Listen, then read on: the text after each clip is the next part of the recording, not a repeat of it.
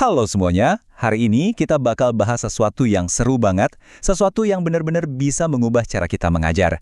Yap, kita akan ngomongin gimana Artificial Intelligence atau AI bisa jadi asisten super baru buat para guru.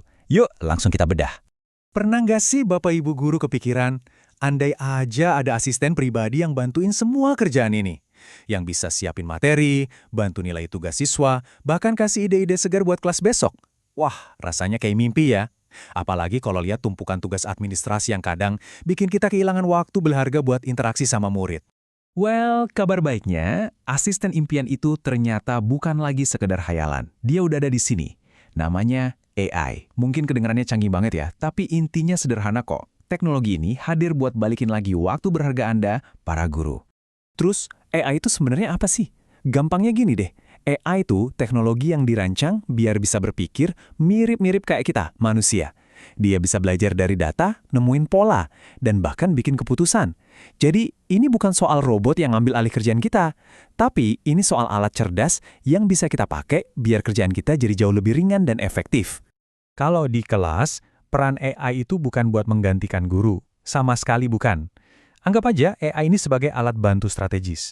Tujuannya satu, memperkaya pengalaman belajar siswa, terutama untuk menyesuaikan materi supaya pas banget buat kebutuhan unik setiap anak. Oke, pertanyaannya sekarang, kekuatan super apa aja nih yang bisa dikasih AI buat kita di kelas? Nah, ini dia bagian yang paling seru. Kekuatan super pertama, persiapan mengajar.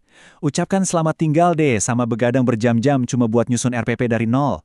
Cukup kasih beberapa perintah, tools kayak ChatGPT bisa langsung bikinin draft RPP atau silabus cuma dalam hitungan menit. Belum lagi platform kayak Canva for Education yang sekarang udah ada fitur AI-nya bisa bantu kita bikin materi visual yang keren abis. Lanjut ke kekuatan super kedua, asesmen siswa.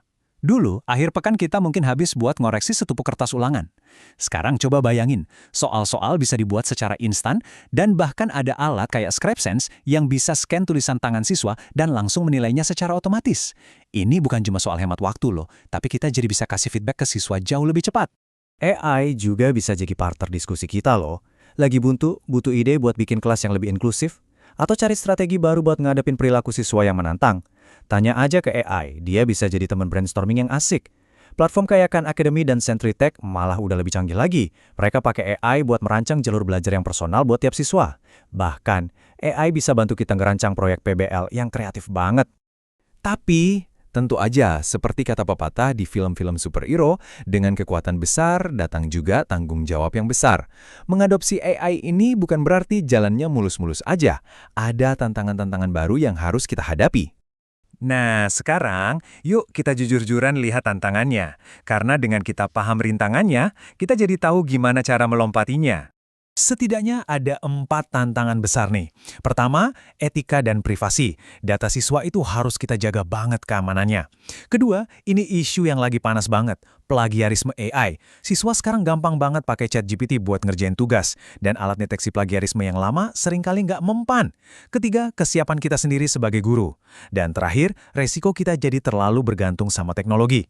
Khusus buat ngatasin plagiarisme AI, solusinya itu menuntut perubahan cara berpikir yang fundamental dari kita. Kita nggak bisa lagi cuma nilai hasil akhirnya aja. Kita harus mulai geser fokus kita ke verifikasi proses belajarnya, gimana sih cara siswa sampai ke jawaban itu? Diskusi di kelas, presentasi, nunjukin draft awal, semua itu jadi jauh lebih penting sekarang buat mastiin siswa bener-bener paham, bukan cuma copy-paste. Oke, setelah kita lihat semua potensi dan tantangannya, kita sampai di satu kesimpulan yang paling penting. Sebuah pengingat buat kita semua sebagai pendidik.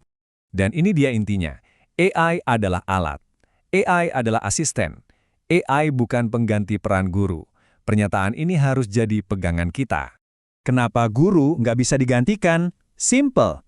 Karena AI itu nggak punya hati, AI nggak punya empati, dia nggak ngerti konteks budaya lokal di sekolah kita, dan yang pasti dia nggak bisa membangun ikatan tulus dengan siswa.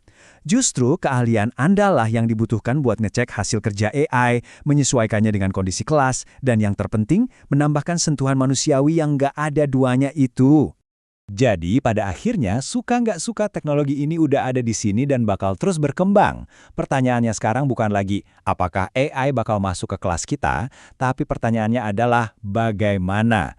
Bagaimana Anda sebagai arsitek pembelajaran di kelas Anda akan memanfaatkan alat baru yang luar biasa ini untuk membangun masa depan pendidikan yang lebih baik lagi. Jawabannya ada di tangan kita semua.